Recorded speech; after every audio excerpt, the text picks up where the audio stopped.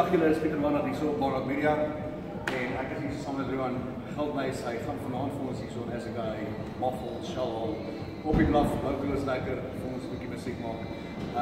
Ek is quite excited, so eerste keer wat ek ontmoet is baie awesome uit die einde van die dag dis Afrikaans, dis Engels, dis lied en dis nog so. Martin, Coastal Radio SA, ek hoop julle gaan hierdie geniet. Ek gaan julle ook 'n snitsie sien van sy musiek.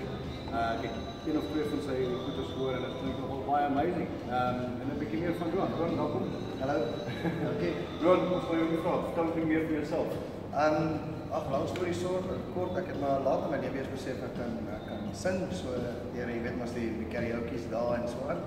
En ek het maar begin by die Dockyard Theater hier so in Durban, het ek 'n show daar begin met 'n kompetisie en die kompetisie obviously deurgegaan en kans gekry om 'n show te wees. Ek het van daar af sommer vinnig besluit ek wil by Barnard inkom en dit is mos nou die groot theater in Afrika.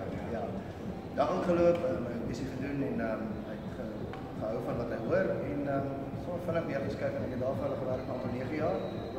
Shows gedoen van Elvis deur af na rock shows na ek was tot Queen gewees op die stadion. So ja, dit is kan interessant raak. Jy weet mos in die Barnard jy tot drag nommers en dit is so hulle push the bietjie limits ja. So maar ek het dit geniet en is lekker. Jy weet musiek is my lewe. That's great. It's awesome. It's baie lekker om te sien wat ek moet sê. Ons geniet al, ek geniet Afrikaans myself. Ja, heavy. En Afrikaans en Engels en mixture, iemand wat dit kan doen en met 'n amazing stem ook. Dis great. Die passion en al die goeders wat inkom met dit in die harde werk. Ek meen ek is excited vir vanaand se storie ook en ek hoop ek weet dit van wees. Ja, nee, en ek gaan vir julle ouens 'n bietjie van 'n Facebook live op vanaand doen 'n feed. Ons sal intentionally na 9 die live doen en dan sal ons vir julle daar effect gevolge daarvan wys en dit is en wat lekker om jou te ontmoet. Selfde. Ek hoop ons gaan 'n groot pad stap van hier af.